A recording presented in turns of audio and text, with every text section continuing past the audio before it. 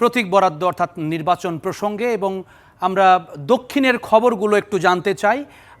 দক্ষিণের প্রথমে খুলনা দিয়ে যদি শুরু করি, খুলনায় আছেন আমাদের সহকর্মী রফিউল ইসলাম টুটুল। সরাসরি যদি টুটুল আপনার কাছে জানতে চাই, আমাদের আরও দুই সহকর্মীকে দেখছি, বরগুনা এবং বরিশাল, আপনারাও যুক্ত হয়েছেন। তবে প্রথম আমি বরগুনাতে আগে যেতে চাই। বরগুনা থেকে যুক্ত হয়েছেন সহকর্মী আপনি আমাদেরকে জানাবেন বরগুনাতে কি অবস্থা, সেখানকার রিটার্নিং কর্মকর্তার কার্যালয়ে প্রতীক বরাদ্দ কি অবস্থায় চলছে, প্রার্থীরা কি বলছেন বা জিজ্ঞাসা করছেন, সেই একটা সার্বিক ধারণা দেবেন আমাদের দর্শকদের জন্য। জি, বরগুনার আসন্ন ত্রয়োদশ জাতীয় সংসদ নির্বাচনে বরগুনার ৮ লাখ ভোটারদের কিন্তু ভাগ্য নির্ধারণের যে প্রতীক সেটি আজকে বরাদ্দ হচ্ছে। আমরা এই মুহূর্তে আছি যে জেলা প্রশাসক এবং জেলা রিটার্নিং কর্মকর্তার কার্যালয়ে। আমরা যদি আপনাদেরকে দেখাই, এই মুহূর্তে কিন্তু বরগুনা ২টি আসন, জাতীয় সংসদ নির্বাচনের ২টি আসনের প্রতীক বরাদ্দ ইতিমধ্যে হয়ে গিয়েছে। এবং আমরা যদি জানাই, বরগুনার ২টি আসন থেকে মোট ১৪ জন প্রার্থী আজকে কিন্তু প্রতীক বরাদ্দ পেয়েছেন।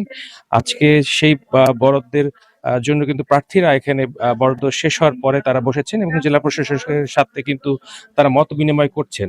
আমরা যদি বলি, বরগুনার ২টি আসনে প্রায় ৮,৫১,৭৯০ জন ভোটার এবার ভোট দিবেন, যার মধ্যে পুরুষ ভোটার রয়েছেন ৪,২৩,১৯৬ জন এবং নারী ভোটার রয়েছেন ৪,২৮,৫৭৯ জন।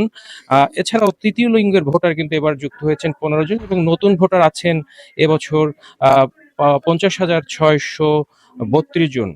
আমরা এই যদি বলি যে বরগুনার ১ আসনের যদি আমি প্রার্থীদের বলি, এখানে জাতীয় পার্টির প্রতীক বরাদ্দ হয়েছে। জাতীয় পার্টির প্রতীক বরাদ্দ পেয়েছেন, জাতীয় পার্টির জেপির প্রতীক পেয়েছেন বাইসাইকেল, তার নাম হচ্ছেন জামাল হোসেন, তিনি জাতীয় পার্টি থেকে প্রতিদ্বন্দ্বিতা করছে। এছাড়া জাহাঙ্গীর হোসেন খেলাফত মজলিস থেকে প্রতীক পেয়েছেন দেয়াল ঘড়ি।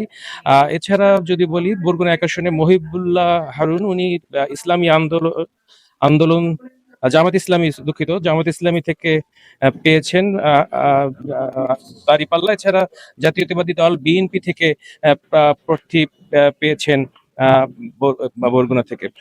এই বরগুনা ছিল ৪ জন। এছাড়া বরগুনার যে ২ আসন রয়েছে, বরগুনার ২ আসনে এই মুহূর্তে আছেন, যদি আমরা বলি যে বরগুনার ২ আসনে কিন্তু ৯ জন প্রার্থী ছিলেন। এর মধ্যে গতকাল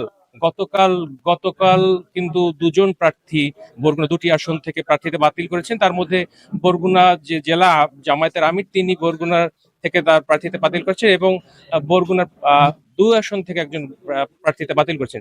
এই ছিল বরগুনা থেকে আমার কাছে প্রার্থী প্রতীক বরাদ্দ নিয়ে সবশেষ তথ্য। অনেক ধন্যবাদ।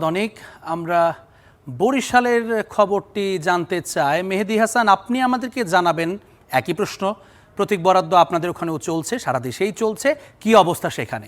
স্থানের মতো বরিশালে দেশের অন্যান্য স্থানের মতো কিন্তু বরিশালেও প্রতীক বরাদ্দ চলছে। আমি যে স্থানটিতে দাঁড়িয়ে রয়েছি, বরিশালের জেলা প্রশাসকের কার্যালয়, মূলত এটি রিটার্নিং কর্মকর্তার কার্যালয়।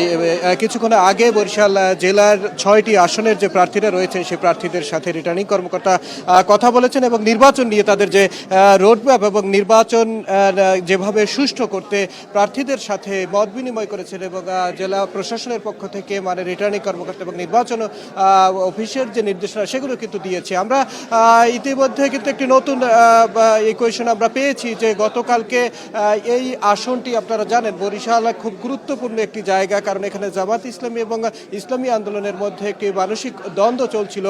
যদিও গতকালকে এই বরিশাল ৫ আসন থেকে সরে দাঁড়িয়েছে জামাতের সহকারী সেক্রেটারি জেনারেল এবং জামাত মনোনীত বরিশাল ৫ আসনের যে প্রার্থী অ্যাডভোকেট মোয়াজ্জেম হোসেন হেলাল, এবং তিনি কিন্তু ঘোষণা দিয়েছেন যে ইসলামী আন্দোলনের যে প্রার্থী নায়েবে আমির মুফতি সৈয়দ ফয়জুল করিমের সম্মানে তিনি এই আসনটি ছেড়েছেন।